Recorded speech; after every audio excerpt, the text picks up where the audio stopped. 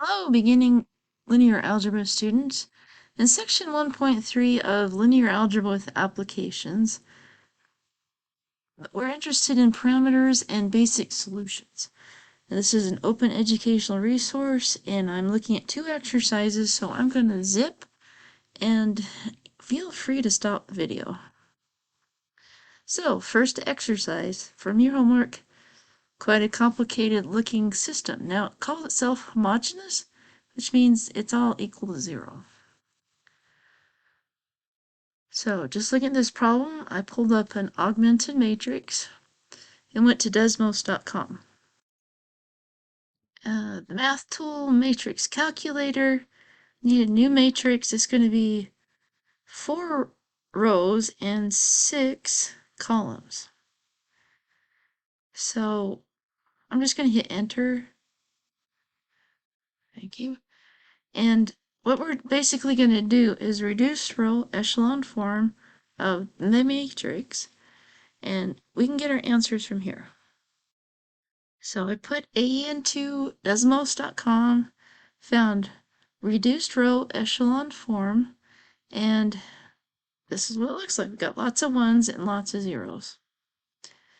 And in fact, we have 4 leading ones, which will give us equations for our first 4 variables. But x5 is just going to have to be a parameter because it's kind of left over. So rank 4, unknowns 5.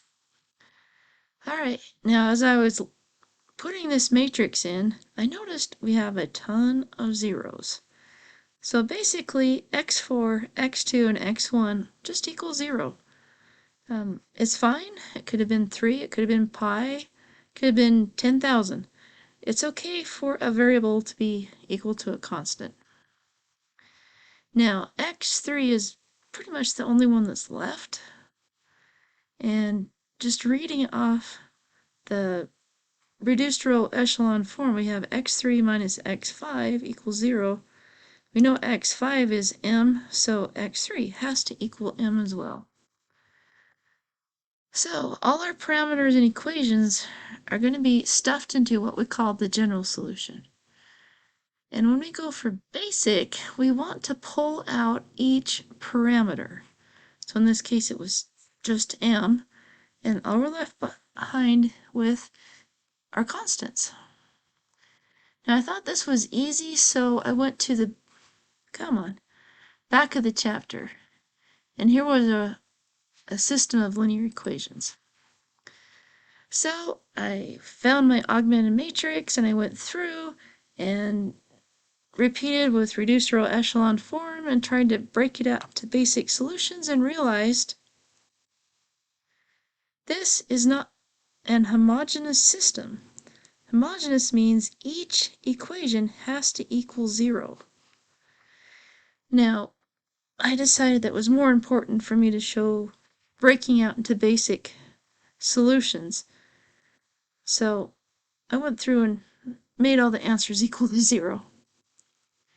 I went to Desmos.com and again found the reduced row echelon form. And the bottom 2 rows are 0 equals 0, which means that's fine, but we only have 2 leading ones, so we have a rank of 2. And x3 and x4 are going to have to be the parameters. I just called them t and u. So x2 is a formula. x2 minus 5 halves, and then I just put in t, plus 2u for x4 equals 0. Or, if we simplify, x2 equals 5 halves t minus 2u. Same with x1. It's going to be really similar. Come on. There we go. x1 equals negative 7 halves t plus 3u. Now, if I had left in the solutions of 3, 1, 7, negative 5, I would have had 3 plus 1 plus 7 minus 5 with these parameters. But didn't have those, so I can simplify with the basic solutions. I take these, I just put the general solution out there with parameters and equations. So first of all, I'm going to pull out the parameter with t.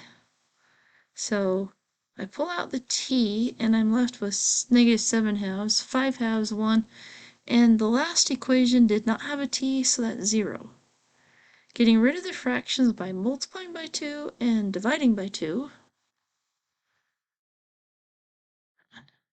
There we go. So here's our parameter on the outside in a column matrix of constants. So when you look back for u, we've got 3 of them. X3 does not have a u, so it's going to get a 0. And then we can just pull the u out, and we're left with 3, -2, 0, and 1, which are the basic solutions. You can add them together, you can subtract them from each other, and you'll still come up with different forms of your general solution. Okay, hope that helps.